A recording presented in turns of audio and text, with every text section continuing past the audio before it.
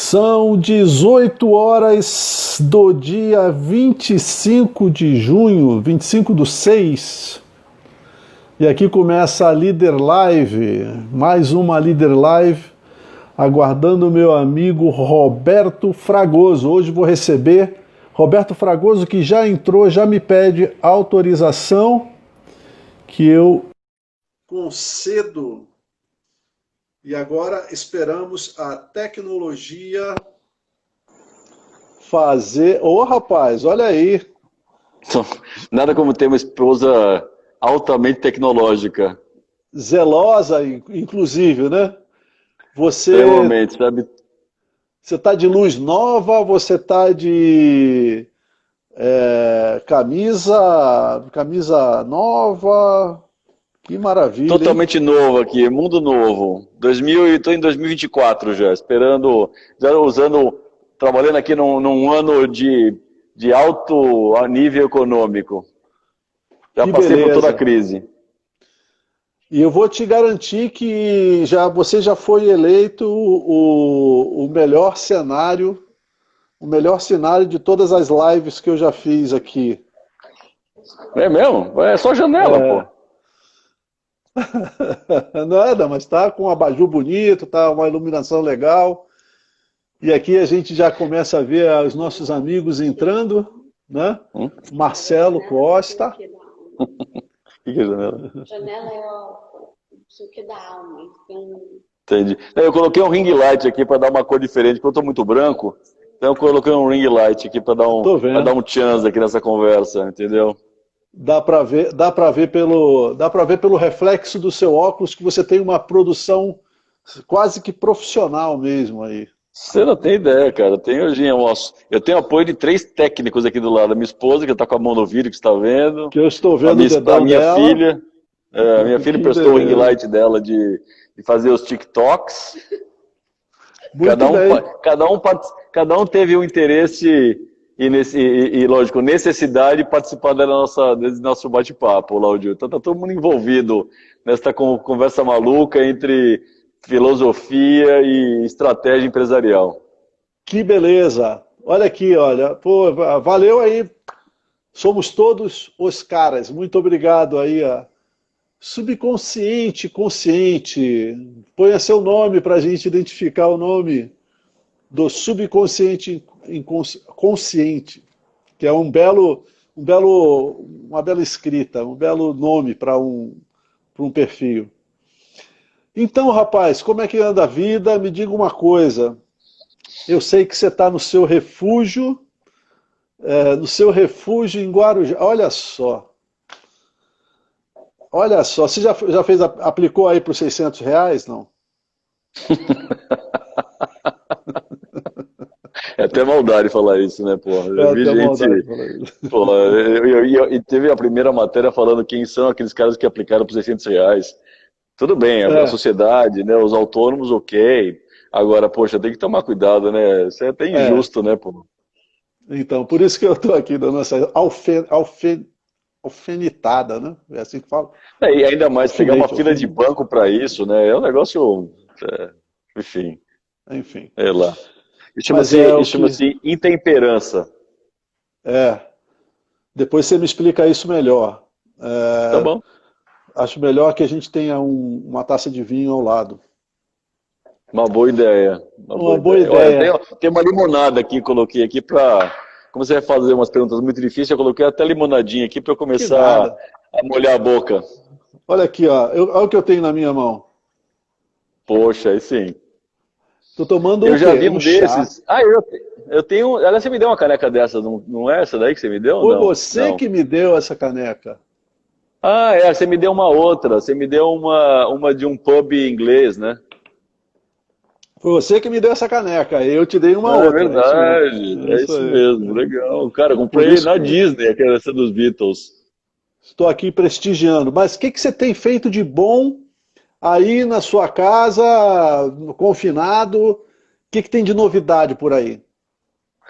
Bom, cara, assim, acho que é interessante, né? Viver em São Paulo, desde o início da crise, eu estava lá até uma hora que eu percebi que Não dava mais. É uma insanidade. Parece que andar no quarteirão, esse vírus vai colando na roupa. Chega em casa, é uma percepção de que eu estou sendo invadido, né? Não sei nem por onde, né?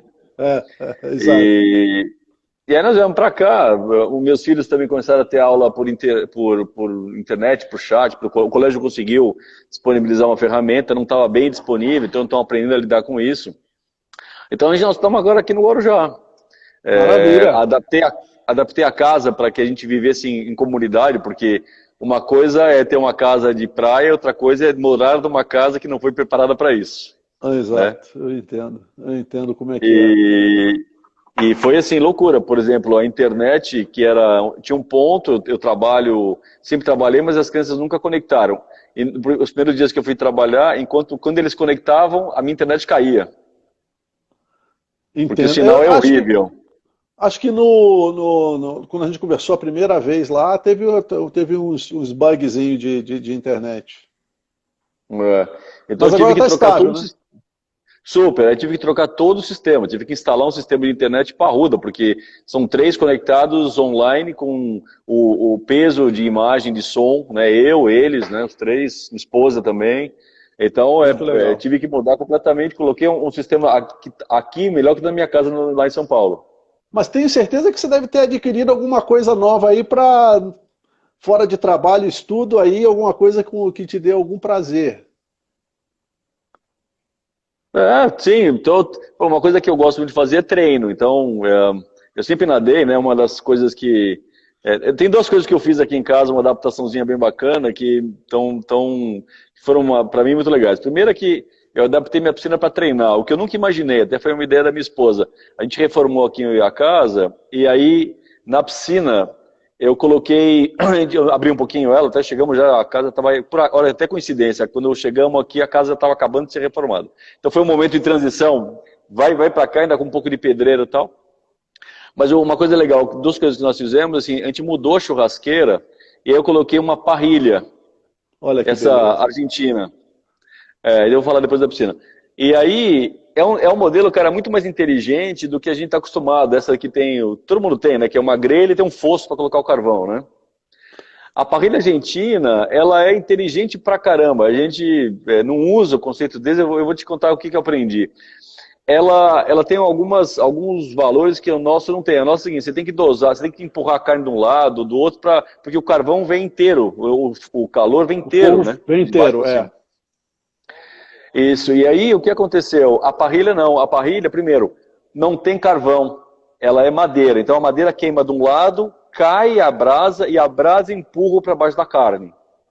E aí esse é o primeiro ponto interessante, o carvão na churrasqueira, ele toca na carne, por causa, onde ele vai queimando, ele vai subindo, as partículas do carvão vai tocando na carne, na parrilha não, porque eu já jogo a brasa pura, então só sobe calor, entendeu?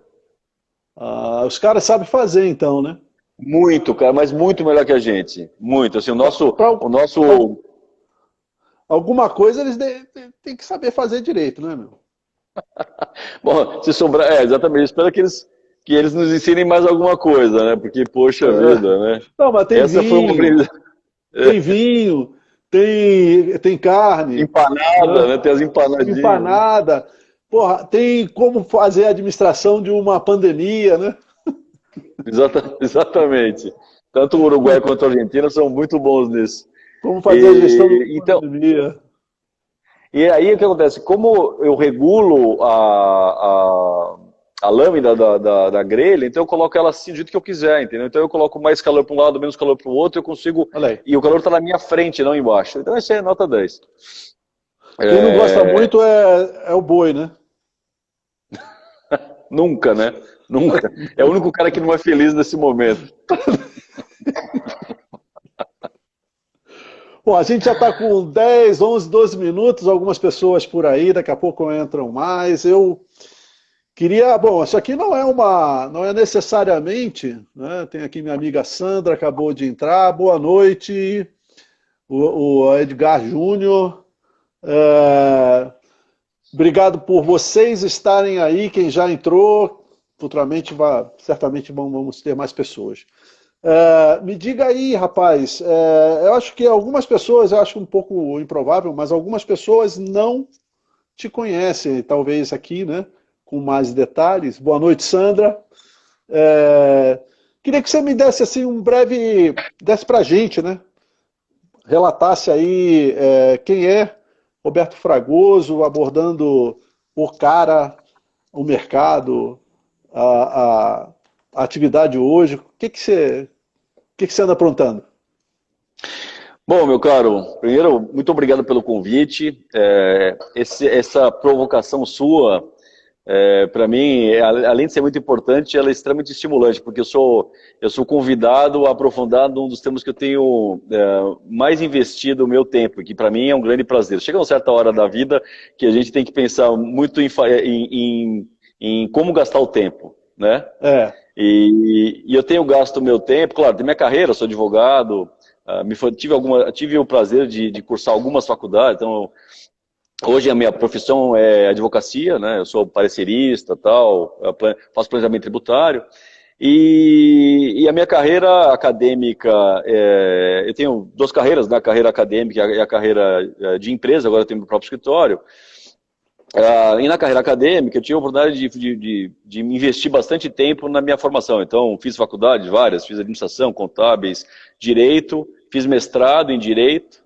E aí quando eu acabei o mestrado em direito, eu percebi que o direito, ele olhando o nosso mundo contábil, né, você teve essa oportunidade também de passagem na vida, o direito é como se fosse uma planilha, é uma pasta de uma planilha de Excel, né?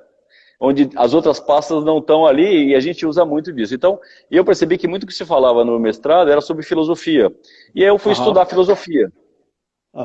Achei que fazer doutorado não ia adiantar nada porque ia acabar repetindo mais ou menos o mesmo, com os mesmos chavões, né? Talvez um pouco mais de aprofundamento em vez de dissertação, mestrado, fazer a tese de doutoramento, mas não ia fugir muito da abordagem, talvez um pouco mais de profundidade, um pouco de independência na pesquisa. E eu percebi que tinha um mega de um hiato de formação, que é a filosofia ela mesma, né? O seu estudo acadêmico, né? Porque no mestrado no direito a gente aborda uma outra coisa, acaba indo para esse mundo, mas fica como se fosse um comercial da matéria, né? Sei lá, é um flash, um pupurri, exatamente. Olha, isso aqui é assim porque o que eu muito vi é o seguinte: tomando determinado pensador, a minha tese é essa, e não ao contrário. Aquele pensador fala tal coisa na sua profundidade, e em função do que ele pensou, então a consequência do meu estudo de direito é essa. Isso eu percebi que estava lá, e aí eu falei, bom, se o aprendizado se dá pela filosofia, então vamos estudar filosofia, né? E por que isso? Porque eu tive, aí olhando pela carreira profissional, eu comecei na consultoria, então eu comecei em bancos, na verdade eu comecei no pregão de Bolsa de Valores, né? Esse foi o meu primeiro trabalho. E na época que o Lula e o Collor se matavam, eu estava lá no pregão, comprando e vendendo dólar e ouro. Quer dizer, foi um início bastante movimentado da minha vida. E aí eu percebia o mercado financeiro como um grande enigma, como é que as pessoas compravam e vendiam ações. Fui trabalhar na Arthur Andersen para entender o que era balanço. Aí você pode imaginar o que é sair da mesa de operações e ir para uma empresa de auditoria para entender o que realmente tem por trás daqueles números, né? E a minha carreira foi essa, eu sempre fui curioso. E chega uma hora da auditoria então, uma coisa puxa a outra, né? Pelo que eu estou vendo, você vai fazer um treco e daqui a pouco você fala assim, opa, mas tem uma outra coisa aqui que está me chamando a atenção. Aí você vai, né? E assim foi com a filosofia, né? Tem uma porta aberta. Aí eu saí, trabalhei em várias empresas, fui diretor de grandes empresas, e é uma grande dificuldade para quem é diretor de empresa e na área tributária tomar a decisão certa, porque eu posso colocar a empresa no buraco se eu tomar a decisão errada. E a capacitação acadêmica ajuda muito, porque não adianta só, né, a questão da prática é muito complicada sem a teoria. Aliás, se teoria e prática não andam juntas, algo está errado. Aquelas máximas de que teoria é uma coisa, prática é outra, é um erro. Porque a teoria tem que responder à prática e vice-versa, sob pena de um estar errado. Se a prática não justifica a teoria, um deles não está funcionando direito, né? Ou seja, o excesso de teoria sem prática significa abstração sem qualquer juízo, e prática sem teoria é lindo porque é absolutamente estatístico. Errei ou acertei, não sei porquê. Né? Então, a causa, que é um dos temas que nós vamos discutir, eu vou comentar um pouco sobre a questão da causa. A ciência, ela é baseada em causas, e eu tenho que entender o porquê da causa.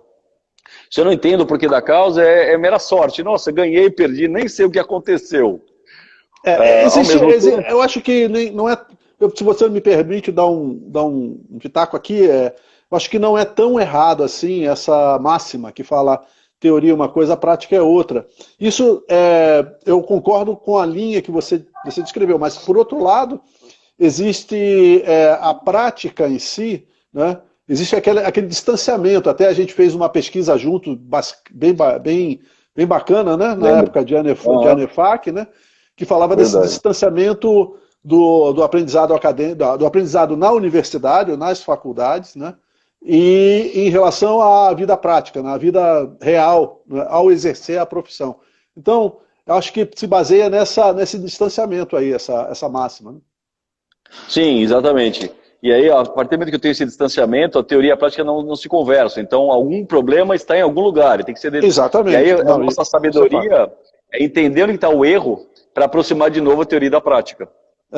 Porque prática sem teoria, eu já vi várias pessoas falando, cara, eu não tenho nenhuma formação, eu conheço na prática tudo. Bom, mas se você estudasse com profundidade o tema, eventualmente as suas decisões poderiam até ser melhores, né? Porque você conheceria o porquê, e muita gente já se debruçou sobre esses temas, né? Porque o fato é que essa coisa que quando há o buraco que você se referiu antes, é notório, né? É assim uma coisa muito visível, né? Tomou a decisão, foi para o buraco. Então você liga uma coisa à outra. Mas existe a deteriorização do estado das coisas que não acontece, né? Então as decisões elas vão sendo gradativamente erradas, mas elas não necessariamente resultam em um buraco imediato. Mas aos poucos, ao longo do tempo, elas vão minando a capacidade de ser melhor e melhor e melhor. Verdade. E aí não faltam exemplos, né, de erros que colocaram empresas no buraco, não faltam exemplos, né? A aposta do dólar há uns 10 anos atrás, né, que colocou a Sadia e a Perdigão juntas, né, que virou a BR Foods, foi uma aposta que fugiu do conceito, e aí que nós vamos discutir um pouquinho, talvez já fazendo um pouquinho de gancho na nossa conversa, fugiu da própria essência da coisa, da empresa, né, que era apostar no dólar em detrimento da sua própria operação. O mesmo do Grupo Votorantim, que apostava também no dólar, tiveram que entregar o banco. Por quê? Porque não é negócio da empresa apostar no dólar, era negócio da empresa vender. Não estava no DNA. E aí você já me dá a deixa, né? Já me dá a deixa para a gente falar sobre... Né, porque você é o amigo que eu tenho, né, o cara do meu relacionamento, amigo mais filósofo, mais próximo de filósofo que existe, né? Então eu tenho que... eu tenho que me valer disso, né? E aí começamos a tocar nessa questão da essência. Eu acho que uma das coisas que tem sido bastante posto em evidência nesse momento de crise extrema as pessoas, de um modo geral, e os negócios repensarem, né, construírem ou se repensarem, né, porque estamos todos voltados para dentro agora, né? Estamos todos voltados para a nossa real capacidade de fazer algo, de transformar algo, de modificar algo, né? E aí a gente esbarra na questão da essência, né?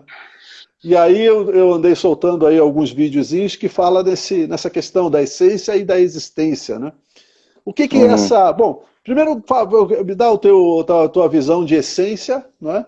Ou a expansão desse assunto que você quiser falar, e depois a gente vai caminhar para o aspecto da liderança e tudo mais. Tá bom. Bom, assim, até deixa eu dar um passinho para trás para falar sobre essa essência e o porquê que eu cheguei nesse debate da essência, né? Por que eu resolvi estudar esse conceito de essência. De novo, como eu te falei, o meu mundo, desde pequenininho, é tributário e societário. E errar na mão na essência, ou errar na mão da decisão, pode ser que eu condene a minha empresa. E aí, a grande maioria dos autos de infração sempre discutiam a prevalência da essência sobre a forma, etc. Tal, e ninguém se acertava para discutir o que é esse negócio de essência e o que é forma. E o mundo sempre falava, e o mundo jurídico ficava sempre limitado às próprias decisões. Quer dizer que é como se eu me autoalimentasse, como se eu comesse o meu rabo, porque se eu próprio digo o que é essência, como é que eu posso entender o que é essência? Quem vai dizer o que é essência? Né? Comer o rabo no bom sentido, para deixar claro, né? Claro, porque se eu próprio crio os meus conceitos, como é que eu vou entender o que é? Fica um negócio maluco, né? E aí eu fui estudar, aí eu saí do mestrado, eu fui estudar filosofia, e a minha dissertação o meu TCC, né, que chama, é exatamente sobre isso. É uma matéria, dentre as várias, é um curso, aliás, maravilhoso, porque a gente sabe como entra, não sabe como sai, né? Porque toca tudo, né? Toca desde da filosofia clássica medieval, a moderna, a contemporânea, e os seus vários autores. Aí, eu tenho Platão, Sócrates, Aristóteles, São Tomás de Aquino, Kant, Descartes. Entra no mundo, são pessoas que são fantásticas, né? Que pensaram coisas maravilhosas. E aí eu me identifiquei muito para resolver um problema que eu tinha, porque sempre foi um ponto aberto na minha cabeça. Qual é o limite da simulação? E a simulação tem muito a ver com a essência. Por quê? Porque quando a gente fala em objetos reais, e aí tem sim um problema enorme na filosofia e no nosso mundo também, qual é o limite do objetivo e do subjetivo? Se tudo é subjetivo, né, o que pode ser pensado como universal? Né? Porque o objetivo é aquilo que é imutável, o subjetivo é aquilo que altera em função da minha percepção. Exato. E as coisas são muito complicadas, porque não é um tema que, assim, aliás, nem em 2.500, 2.600 anos de filosofia alguém conseguiu chegar nas conclusões certas. Até que parece que esse tema não está no plano terreno, deve estar no outro plano, porque esse tema nunca foi possível. Eu estou decepcionado, porque achei que a nossa live ia dar aqui a resposta, porque eu dei estudando um pouquinho para ter a condição de conversar contigo, fiquei meio confuso, eu falei, não, o Roberto vai falar.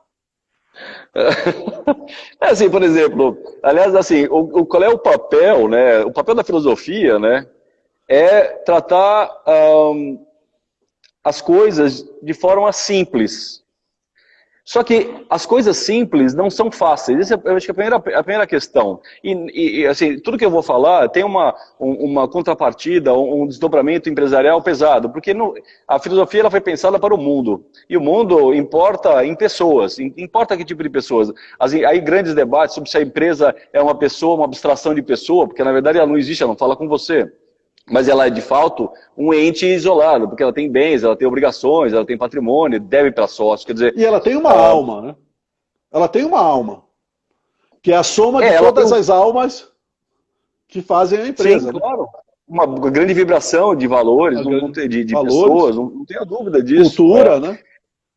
E esse é o grande problema da filosofia, porque as coisas, para serem resolvidas, elas passam por um processo de debate muito pesado, né? E lá ninguém quer, aliás, na filosofia, poucos foram aqueles que queriam dizer o que é a verdade do mundo, até porque o problema de verdade é um problema também insolúvel. Podemos até discutir um pouco se você quiser isso. Mas a verdade, por exemplo, eu posso ver ela como verificação, eu posso ver como uma coisa que no momento de tempo eu entendi e depois eu posso ver de outra forma. Quer dizer, a verdade ela também tem certos problemas. Por quê? Porque eu tenho essa discussão entre a objetividade e subjetividade e ao mesmo tempo eu tenho esse debate entre o que eu vou querer conversar com você hoje sobre o realismo, de um lado, que é o real existe, e do real eu tenho... seja a substância, seja os acidentes, que eu quero construir um pouco desse conceito para a gente poder andar, seja então o outro lado da filosofia que também é muito forte, que é a fenomenologia. A fenomenologia, ela não entende a existência do real. Ela até entende a existência do real, mas ela diz que o ser humano não é capaz de chegar ao real. Ele é só capaz de chegar nos seus fenômenos. E aí a palavra fenomenologia, fenômeno é o que me aparece, o nômeno é a coisa em si. Então eu não tenho o nômeno, eu tenho sempre o fenômeno, né? Esse é aí talvez uma grande comparação. Mas as escolas, e por exemplo, nós temos algumas citações de escola da filosofia, e uma delas você falou, que é o existencialismo, e um deles é Sartre, né? Que eu existo primeiro para depois determinar minha essência. Essa é uma possibilidade. Porque a essência é o rastro de uma existência. Essa é, vamos dizer assim, toscamente falando, né? Mas é isso mesmo. Essa é uma pegada dele. Claro, a obra dele é muito mais densa do que isso, mas esse é um caminho, porque então, primeiro eu existo para depois determinar qual é a minha essência. Então, esse talvez não concorde com o modelo realista, onde a essência já é assim, ela é universal para, por exemplo, o cavalo. O cavalo tem a sua essência de cavalo, o homem tem a sua essência de homem, e cada um tem a sua essência que faz do homem ser algo e do Láudio ser algo também. Então, eu vou trabalhar com as categorias, seja do que a gente chama da ciência do ser, que é a ontologia, seja da ciência da lógica, né? Para eu fazer as categorizações, né? As minhas predicações. Eu tenho, por exemplo, o idealismo de Platão, que via as ideias como coisas reais, mas num processo enorme, não vou entrar no mérito.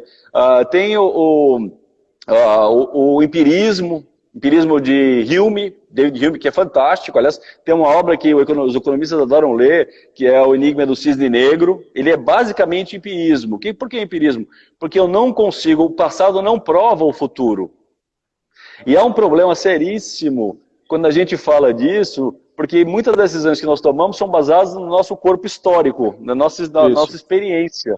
E aí você pega pensamento linear, né? É o pensamento linear. Olha para cá, projeta, né, para cá, com alguma habilidade e algumas coisinhas aqui. Aí vem o coronavírus e arrebenta com tudo. Que é exatamente o problema que é o problema do cisne negro. Ele mostra que as grandes mudanças da sociedade vieram por eventos que não poderiam ser identificados ou que não estavam claramente monitorados. Por isso que dessa explosão, Torres Gêmeas, peste negra, vários, né? Vários. Se alguém pudesse detectar, se o cara conseguisse ver a pulga rápido, não teria problema, né? A mesma coisa das Torres Gêmeas, se pudesse identificar, não teria problema. Mas essas ocorrências são aquelas que mudam a realidade. E aí, é o que, assim, no limite do empirismo, que ele fala que eu não sei nem se amanhã vai ter o sol, não que vai fazer o sol, que o sol vai estar lá. Vai existir. Mas você sabe, se trouxer isso para o mundo do negócio, é isso que acontece com a disrupção tecnológica. Né?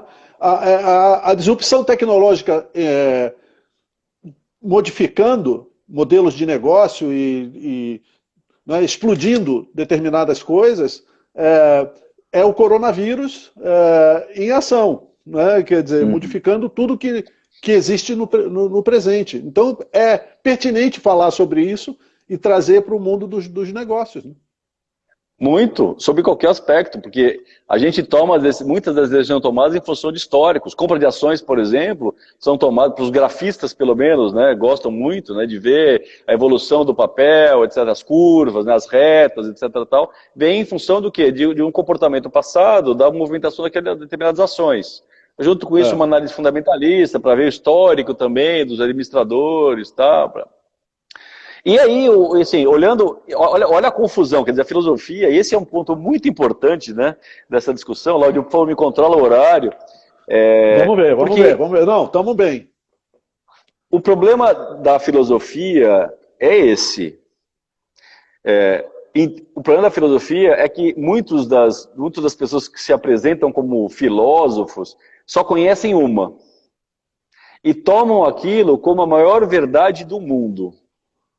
Eu, por exemplo. Isso. Isso aí. Eu leio o livro e acho que já sou catedrático.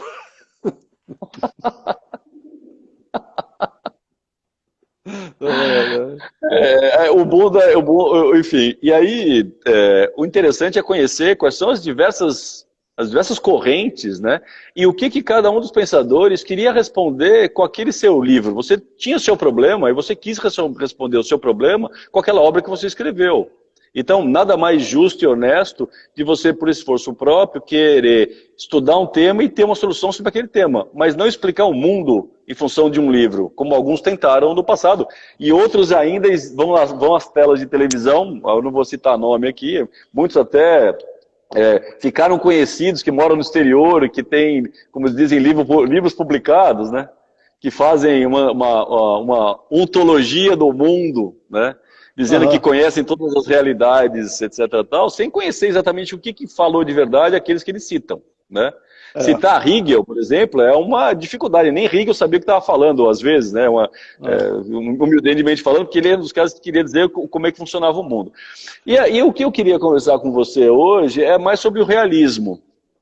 Tá, mas deixa eu só fazer uma observação.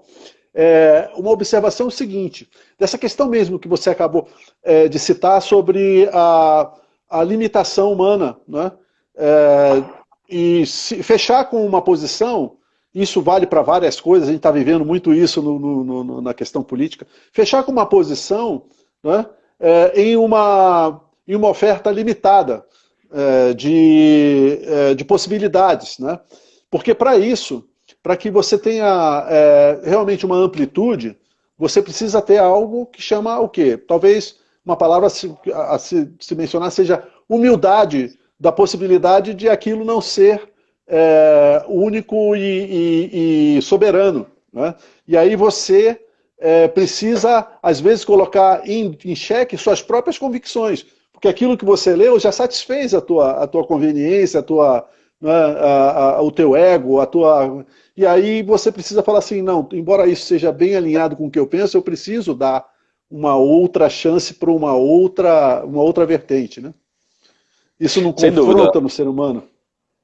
Então, esse é um ponto interessante. Aliás, foi a primeira quebrada de perna que eu tive quando eu cheguei na filosofia. Estava conversando com um professor que, cara, dois dos professores que eu tive, seja na graduação, seja no mestrado, são caras fantásticos. E esse professor de graduação, estava discutindo com ele sobre esse limite da subjetividade, né? Até que ponto eu posso conhecer, então dado que eu não posso conhecer nada, então fica do jeito que está, eu fico feliz assim, né?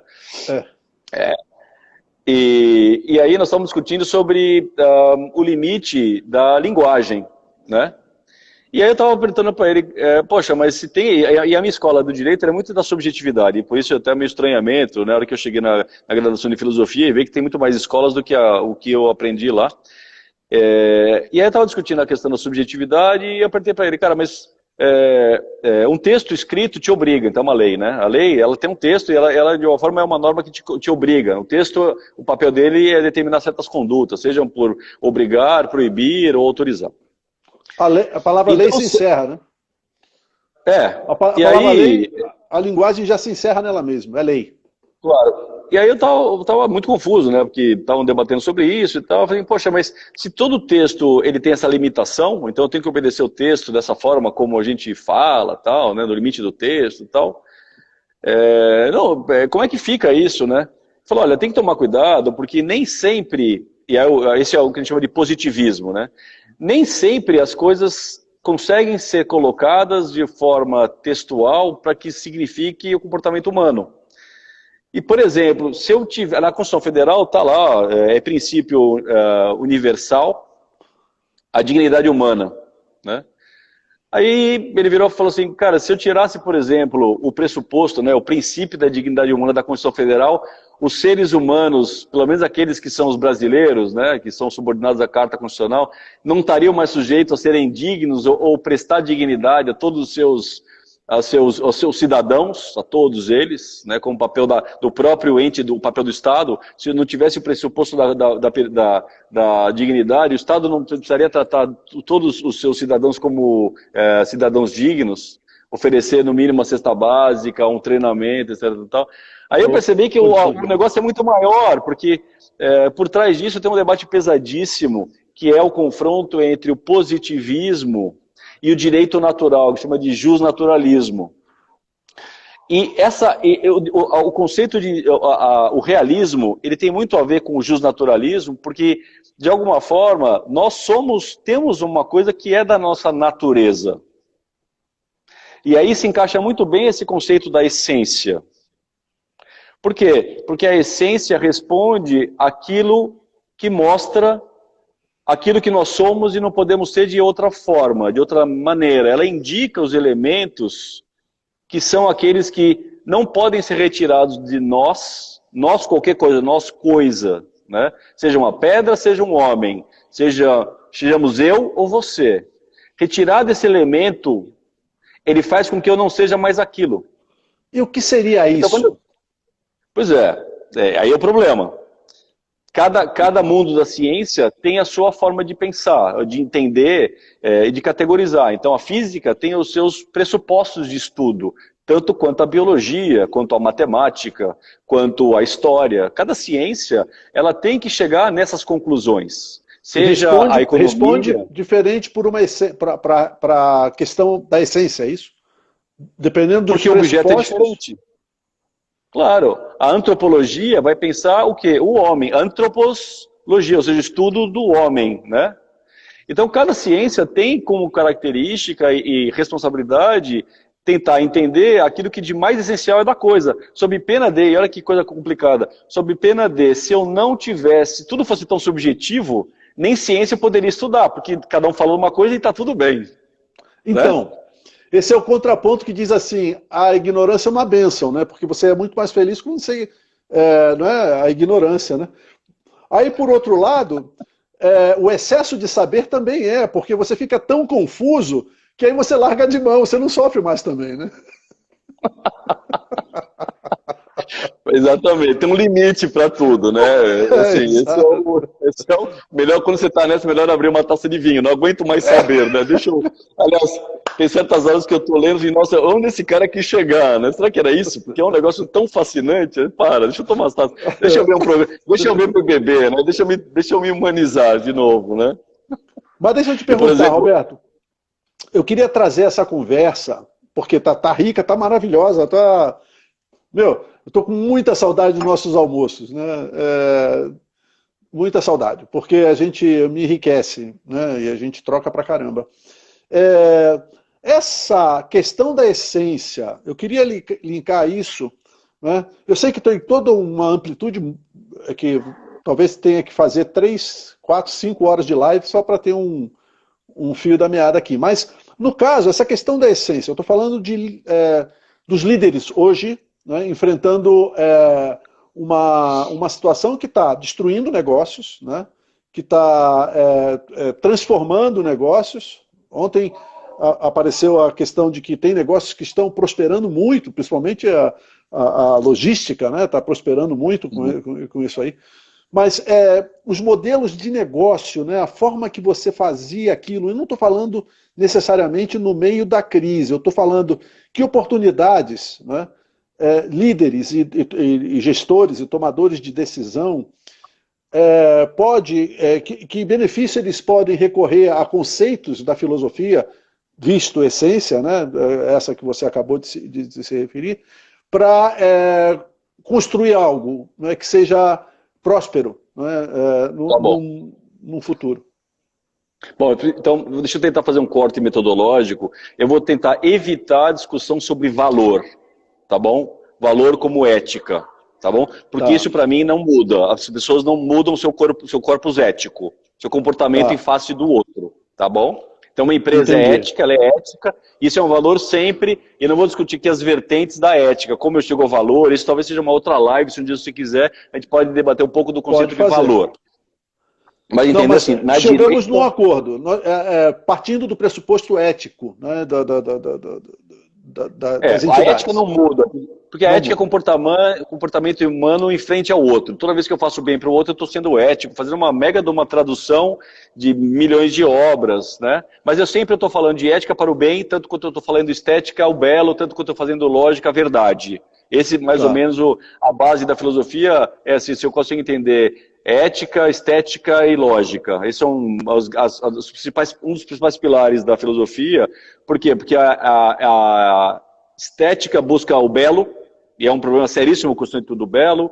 A lógica pensa no verdadeiro, da verdade, verdadeiro conceito. O que é verdadeiro? A lógica responde. O problema da lógica é o pressuposto que eu tenho para responder a verdade. E o problema da ética é o bem.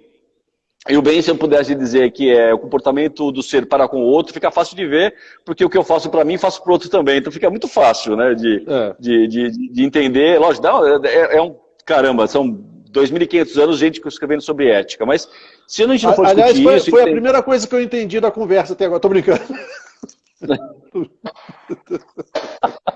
É difícil, né? É difícil. Vou te falar assim, às vezes todo dia eu paro, eu vou parar de estudar esse negócio também, sobre vários problemas, eu vejo que eu não entendo mais nada do que eu próprio falo. Em casa, eu falo, Deus, não estou entendendo, né? Uma época... Mas vamos lá, vamos partir da ética. Do outro lado, a gente tem, então separando o conceito de ética, que não é a nossa pauta de hoje, mas vamos olhar o conceito de gestão. E para a gestão, acho que é importante quando você coloca esse negócio de realidade, né? Realidade, ela é uma coisa única. A realidade, pelo conceito do realismo, então realidade pelo conceito de realismo, porque realidade, no conceito de subjetivismo, qualquer coisa funciona. Hoje não é, depois vai ser, e a gente fica louco, todo mundo concorda. Talvez, não, concordo.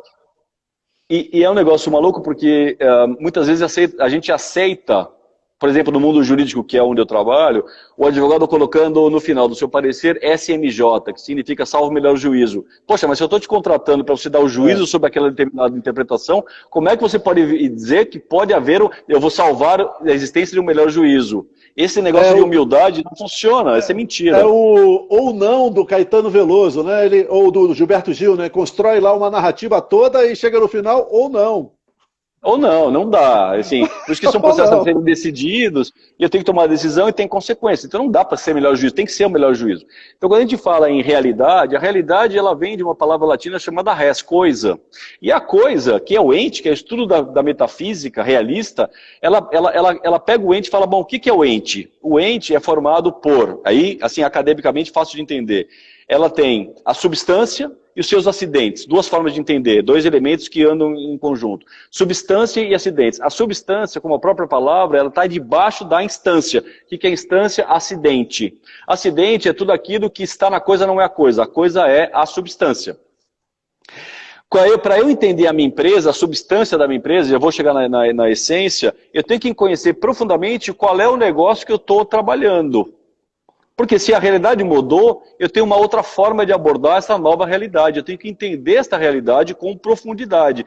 E só a ciência me ajuda a chegar lá. Não é um ato de Deus me inspirou, não é assim. Eu tenho um processo, muitas pessoas técnicas da empresa que devem ser consultadas para entender que nova realidade a gente vive. Não é que a essência da empresa vai ser a mesma pro resto da vida. Isso é valor, é diferente. Eu vou me comportar em face ao outro de forma positiva e para o bem. Mas o que eu vou vender, o meu produto, ele não tem necessariamente a ver diretamente com as categorias do bem, valor, ética. Ele tem a ver com a realidade do que eu vivo. Seria o propósito. O jargão mais conhecido seria o propósito mesmo, assim. Claro, minha carta de valores, que muitos falam, raiz, aquilo que eu sou, eu sempre vou entregar mercadoria, eu sempre vou ter certeza que eu vou cuidar muito bem do meu cliente, por exemplo. E aí são valores da empresa que não mudam a qualidade do produto. Certo. Agora, na realidade nova que a gente vive, eu tenho uma mudança de paradigmas de realidade. Por quê? Porque hoje está todo mundo em casa, os escritórios já estão esvaziados, certos microsetores vão ser dizimados, né? Então isso é fato, isso é fato. E não tem nada a ver com valor, tem a ver com realidade. Então realidade e verdade, nesse caso, assim, realidade, eu tenho um novo ambiente. E esse ambiente eu tenho que estudar para saber o que eu tenho lá de bom. Então, quando eu vou projetar, por exemplo, quando eu olho em conceito de hoje, olhando para a minha estratégia, seja a estratégia de produto, seja financeira, eu tenho que olhar quais são as despesas, por exemplo, que eu vou precisar para o futuro que eu não precisava. E de outro lado, quais são as despesas que eu precisava e não preciso mais. Então eu tenho que repensar todo o meu orçamento em função das categorias de essência na realidade. A realidade é aquela. Eu tenho que saber o que é a substância nova substância do meu negócio. Por quê? Porque qual é a capacidade qual é a capacidade humana que abre essa porta? Assim, porque existe uma resistência grande, não é? Porque você está falando primeiro de uma capacidade, né, de enxergar, né? Sim. Sim. E aí, então, da filosofia, a gente poderia pegar algumas categorias. Na metafísica tem um negócio interessante que fala sobre as causas e consequências. Não só o estudo do ente, e aí o ente, né, a substância e o acidente, e também a questão da essência e do ser. Essência como elemento que faz a coisa ser o que ela é, né? E aí eu consigo entendê-la como a matéria e forma, ou seja, um cavalo não tem matéria solta, tem a forma do cavalo com a matéria do cavalo, e essa é a essência, essa é a realidade do cavalo. Junto com o ser do cavalo faz o cavalo ser de verdade. Não é um ato da minha cabeça, é um ato real, é uma verificação que vem, e aí daí deriva a palavra verdade. Verdade vem de veritas, que é verificação. Então eu tenho que verificar, e aí eu estou dando uma acelerada, porque eu sei que o nosso tempo está estourando, então tentando colocar os elementos mais importantes. Esse processo de investigação é a ciência. Eu não posso abandonar a ciência, e aí voltando à ciência, o que ela tem como elemento principal? O estudo das consequências, para entender a causa. A febre, ela não é nada, é uma mera consequência. A causa é uma determinada virose, ou algo estranho no organismo que ele, pelo calor, tende a expulsar. Isso é causa. Ao desprezar a causa e tratar a consequência como causa, eu tenho um estrago absurdo dentro da minha empresa porque eu não entendi exatamente o que aconteceu. E esse é um processo científico. Tem que ouvir as pessoas que conhecem e ter certeza que dentro do meu corpus, dentro do meu grupo de pessoas, ou mesmo externos, eu vou me assessorar das melhores pessoas para tomar as melhores decisões. E não é uma coisa que tem que ser tomada imediatamente. Para, concentra, pensa e decide. E não vou fazer loucamente para tentar resolver. Não, isso é fracasso. É o efeito da estatística. Eu nem sei porque eu estou fazendo e vai dar pau, né? Ou não, mas acertei sem querer. O que não é raro acontecer também, né? Mas aí trazendo para essa tua fala e linkando com a liderança, porque fica muito assim pragmático isso que você falou, né? Nós temos isso, então a gente vai usar a ciência, vai derrubar umas coisas, vai inventar outras, vai não sei o quê. Mas junto disso tudo, tem uma coisa que chama política. Né? Uma coisa que chama política que está presente em tudo, em todo lugar. Né? Nas empresas, no relacionamento familiar, em todo lugar. Né? Como é que seria o papel da liderança diante dessa turbulência e dessa, vamos dizer assim, definição, né, do que cortar, do que fazer, como é que fica essa bagunça dentro da tua visão? Bom, Laudio, seria ótimo se a gente tivesse mesmo no almoço, porque a gente iria jantar lá, né? Primeiro, acho que são duas palavras importantes que a gente teria que determinar o seu limite semântico. A primeira é política e a segunda é economia. As duas têm uma raiz bem antiga, e vale a pena a gente colocar isso em perspectiva, porque você vai perceber que ela deveria ser melhor do que é. Então, política, ela vem da polis, coisa do cidadão. Então, o bem significa fazer o bem a todos. E aí eu vou voltar ao conceito de ética, porque senão eu não consigo trabalhar essa discussão. Imagino que talvez a gente nem volte mais nessa nossa parte sobre a questão de essência e encerro por aqui. Respondendo a sua pergunta, eu sou obrigado a buscar de volta os conceitos de valor que fundamentam a ética para tentar responder isso. Quando eu falo em política, eu estou falando da polis. Polis é cidade. Então, o ser humano, o ente, ou o cidadão, o indivíduo, que pensa na polis, ele tem que pensar para o bem.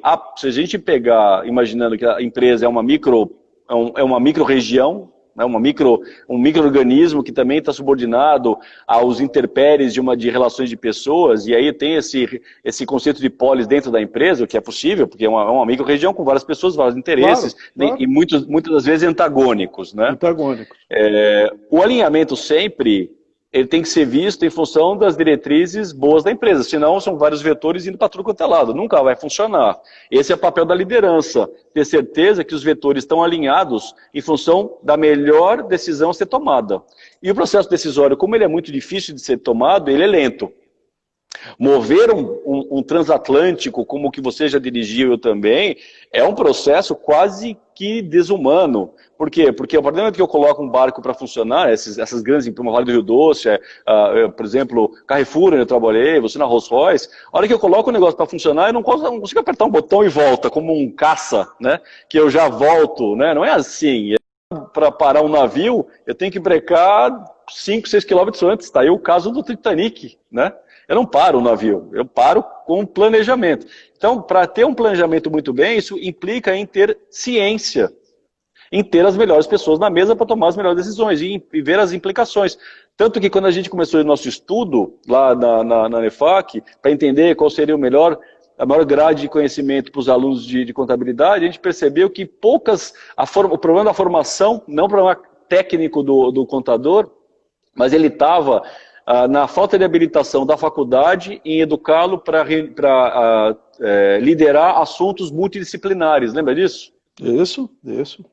Cara, se eu não coloco todo mundo na mesa, entendendo a Polis, empresa, como um ente multidisciplinar, com vários desdobramentos, né?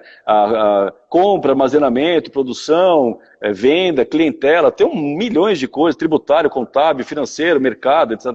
Se eu não coloco os principais agentes na mesa para debater, a decisão vai ser ruim, porque, eventualmente, uma voz que deveria ter se manifestado naquele momento não foi, seja por que motivo não foi convidada, e aí aquele ponto era o mais importante na relação de essência da empresa, ou seja, aquele era exatamente o calcanhar, olhando, né, a linguagem, era o calcanhar de Aquiles daquela empresa e aquele cara não foi. E aí fala, bom, vocês não convidaram, deu pau, bateu pau no limite de ter falido a empresa. Eu acho assim, tem esse elemento das pessoas, né, da qualidade das pessoas que estão compartilhando ali, né, e a liderança zela pela equidade, né, de possibilidade de manifestações e tudo mais, e também a qualidade dos elementos trazidos, né, dos dados, porque sempre você toma decisões em cima de dados, né, de coisas que você precisa trazer para a discussão. Pois é, e dado ela pode ser visto ou dado bruto, que é uma informação que você não sabe o que fazer com ela. Então, esses cubes que existem, que despejam informação na mesa, fala, bom, so what?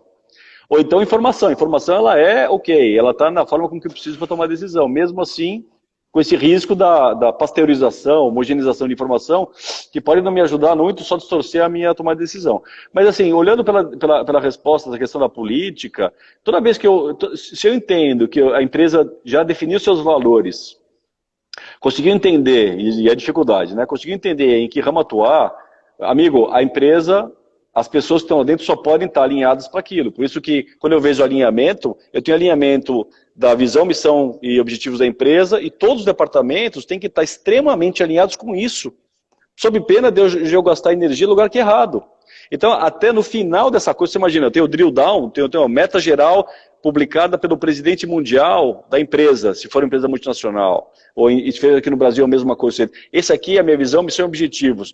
Cada departamento só pode estar alinhado com essas minhas missões, visões e objetivos, sob pena do cara indo para Roma e o resto está indo para a África, eventualmente. E não vai dar certo. Ah, mas eu acho maravilhoso.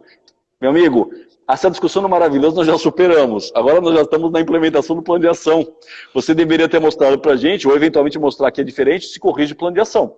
E por isso, as revisões de orçamento, e isso tem um impacto enorme na própria precificação de produto.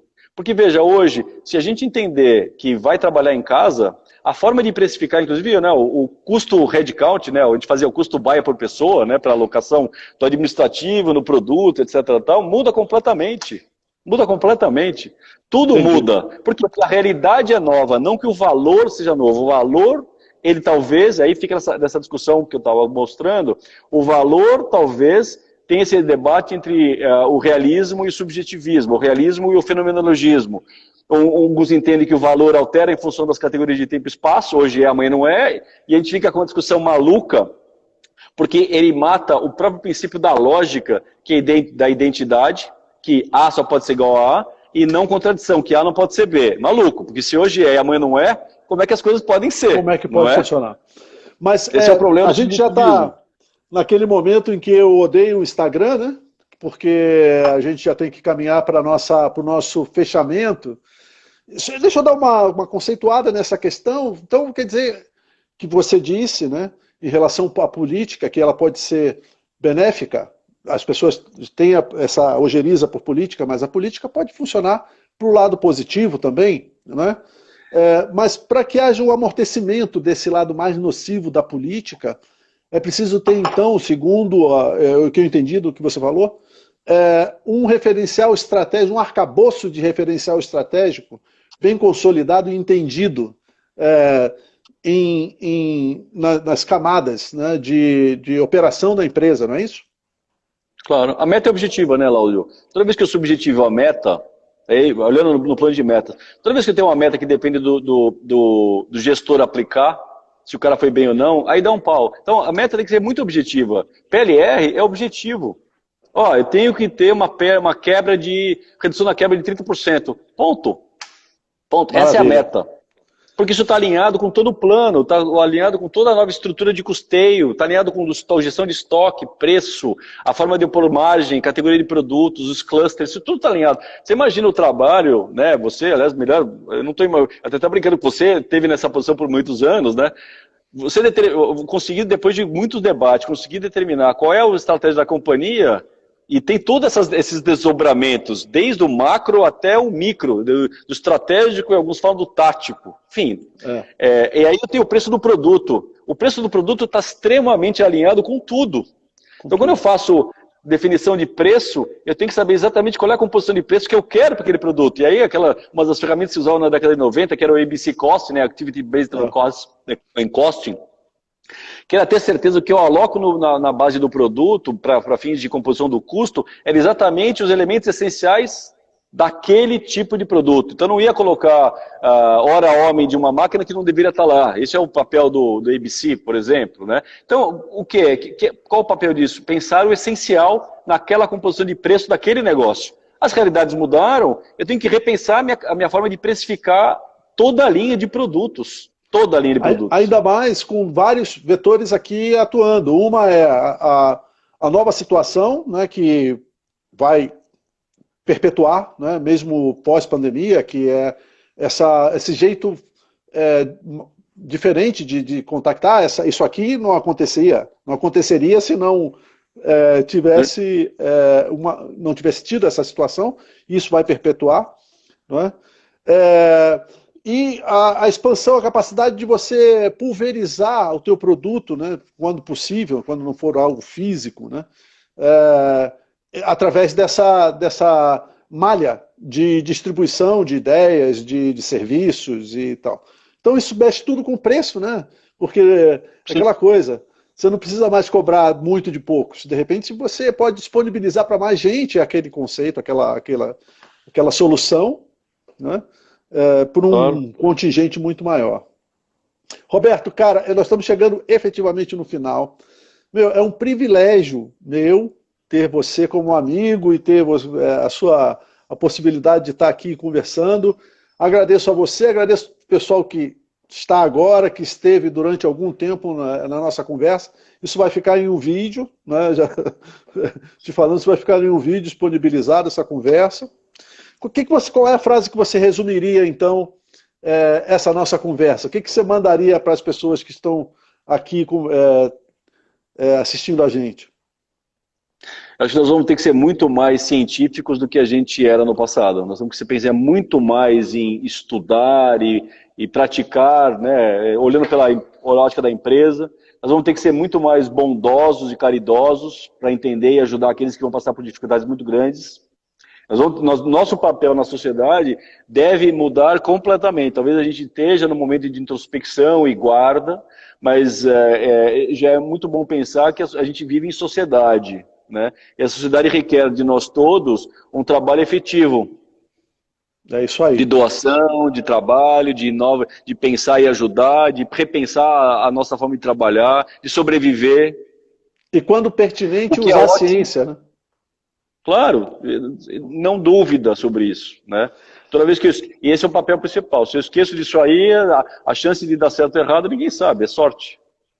Maravilha, Roberto. Cara, muito obrigado. Eu quero dizer para o pessoal que semana que vem tem uma pessoa que você conhece que vai estar conversando comigo, Ana Laura Rabelo. Se você olhar no LinkedIn dela, ela a princípio, né, o início da carreira dela era uma engenheira mecânica, teve o privilégio de ser eu tive o privilégio de tê-la como a gerente técnica na Rolls-Royce. Hoje ela lançou aí vários voos e cartel de formação, de certificações dela é extraordinário, e ela está o tempo todo ligada a essa indústria aeronáutica, não é?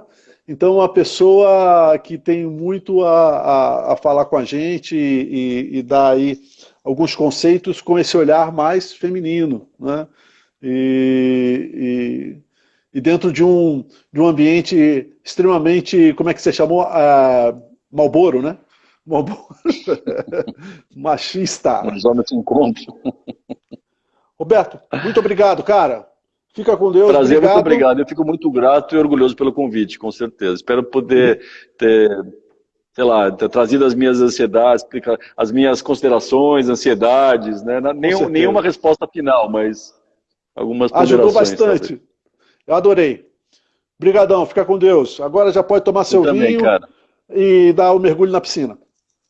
Pronto, tá jóia. Tchau, tchau.